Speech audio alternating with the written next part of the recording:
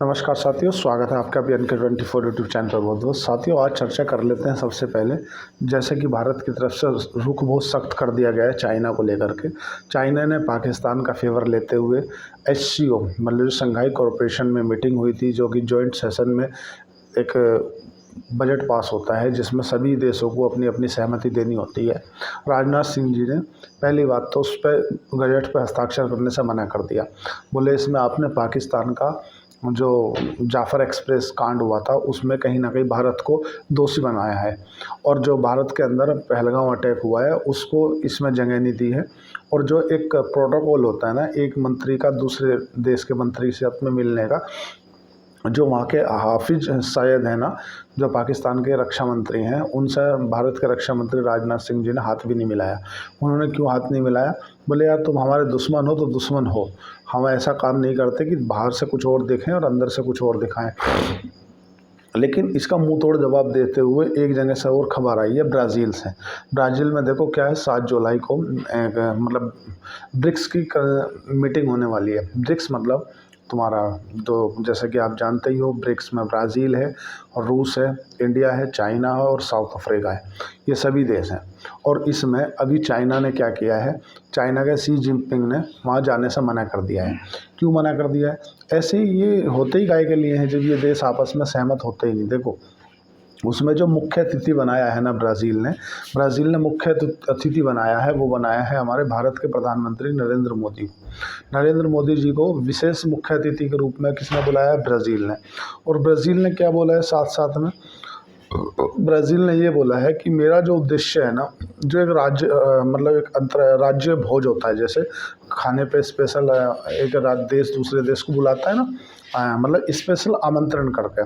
तो जो चाइना की तरफ से कहा गया है वो ये कहा गया है कि हम इसलिए नहीं जाएंगे क्योंकि उसमें जो मुख्य अतिथि है ना, स्पेशल गेस्ट है ना, वो है नरेंद्र मोदी।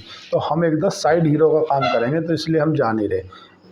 चाइना की तरफ से मना कर दिया गया है। दूसरा, रसिया भी इसमें, जो पुतिन है रसिया के प्राइम मिनिस्टर, वो भी ब्रिक्स की मीटिंग में नहीं जाएंगे। कारण है कि इंटरनेशनल क्रिमिनल कोर्ट ने एक अभी रूस और यूक्रेन का जब ये कन्फ्लिक्ट बढ़ा था, तो उस दौरान इनको गिरफ्तार करने के लिए एक आदेश जारी किया था, मतलब एक ऑर्डर पारित किया था।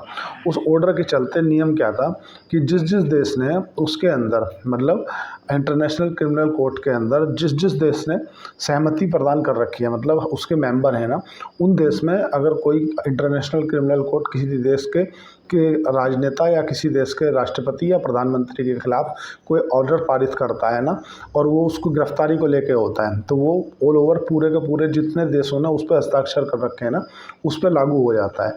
मतलब जितने भी देश हैं ना, सबके सब में अगर वो जिसके ऊपर वो आदेश पारित हुआ है, वो अगर उन देशों में जाएगा तो उसको गिरफ्तार कर लिया जाएगा। तो जो पुतिन है रसिया के राष्ट्रपति, उनकी तरफ से भी साफ साफ कर दिया गया है कि भाई मैं भी इस ब्रिक्स की मीटिंग में नहीं जाने वाला। अब देखो चाइना तो इसलिए नहीं जाएगा क्योंकि चाइना को भारी बेइज्जती फील हो रही है। चाइना ने एक और कन्फ्लिक्ट खड़ा कर दिया है भारत के साथ में, क्योंकि भारत को जो स्पेशल फर्टिलाइज़र देता था ना, उसको बैन लगा दिया है उसने बिना किसी रीज़न के बताए।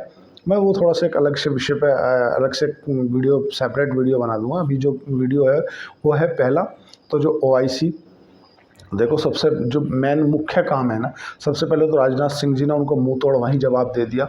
जो शंघाई कॉरपोरेशन की मीटिंग हुई थी, जो उस समय बैठक थी, सभी देश आए हुए थे, और उसमें सभी देशों को एक जॉइंट सेशन करके उस जॉइंट पे हस्ताक्षर करके एक मतलब उनकी जो भी स्पीच हुई है ना, वो देना होता है। तो अब जब जैसे कि सभी सहमत नहीं है उससे, तो सब देश अपने अपने अलग तरीके से अपना अपना बयान देंगे कि भाई हम इस देश से प्रेरित हैं, इस देश से इस पर हैं। उसने क्या किया है, क्योंकि पाकिस्तान आप जानते हो चाइना की गोद में बैठता है, उन्होंने चाइना की गोद में बैठ कर अपने आका से कहा कि हमारे यहाँ जो जाफ़र एक्सप्रेस ट्रेन हाईजैक हुई थी, उसमें भारत का हाथ है। इसीलिए तो जो राजनाथ सिंह जो विदेश मंत्री हैं, उन्होंने जो अपने रक्षा मंत्री हैं, उन्होंने स्पष्ट कर दिया कि भाई मैं इस पर गजट पर हस्ताक्षर नहीं करूँगा, मैं बिल्कुल नहीं करूँगा। अजीत डोभाल जी जाके वहीं फिर एक बार उनकी बेइज्जती करके है चाइना की। उसे देखते हुए चाइना हो सकता है हमसे कोई दुश्मनी निकालने के उद्देश्य रख के ही हमारा जो स्पेशल फर्टिलाइज़र है वो बंद करता है। लेकिन भारत को ये सब चीज़ें देखनी होंगी कि हमारी जितनी भी निर्भरता चाइना के ऊपर बढ़ रही है ना, वो कहीं ना कहीं नुकसान का विषय है।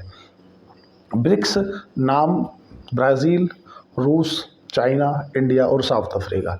अब इसमें ब्रिक्स की जो ब्राज़ील के जो प्रधानमंत्री हैं, उन्होंने जो मुख्य अतिथि बनाया है, जो गेस्ट बनाया है, वो बनाया नरेंद्र मोदी को।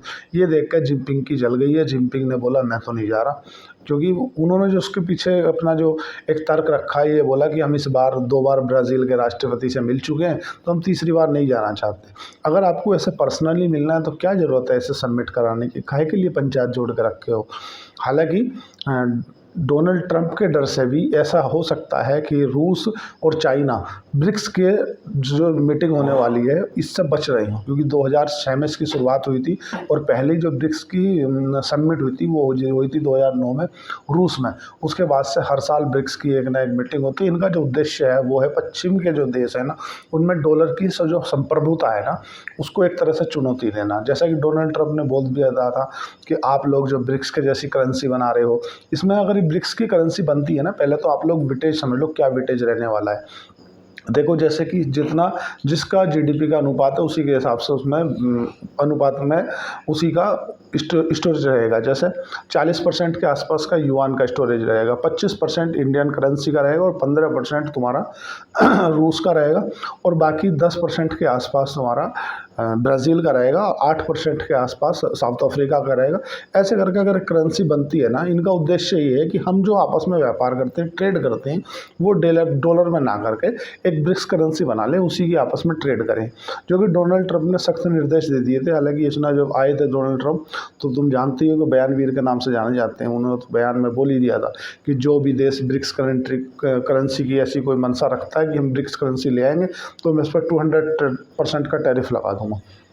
ऐसा भी हो सकता है क्योंकि जो डेडलाइन थी वो 9 जुलाई की थी, मतलब 9 जुलाई तक जिस देश के साथ में अमेरिका का कोई डील नहीं होती है ना, तो उस देश के साथ में समस्याएं ज़्यादा बढ़ सकती हैं। देखो क्या है, आप लोग हम लोग सब शेयर बाज़ार को देख लेते हैं, शेयर बाज़ार ऊपर जा रहा, भाग गया, रॉकेट हो गया, शेयर बाज़ार नीचे जा रहा, गिरेगा।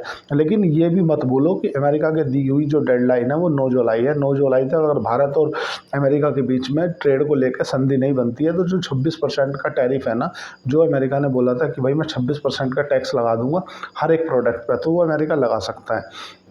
ब्रिक्स में चाइना जल गया है। चाइना ने भारत को, प्रधानमंत्री नरेंद्र मोदी को स्पेशल गेस्ट बनाने के चलते उन्होंने बोला मैं जाऊंगा ही नहीं। क्यों नहीं जाऊंगा? क्योंकि भारत को ज़्यादा महत्व दे रहे हैं, हमें नहीं दे रहे। तो आज के लिए इतना ही। अगर आपको चैनल अच्छा लगा तो चैनल को सब्सक्राइब करें। धन्यवाद, थैंक यू।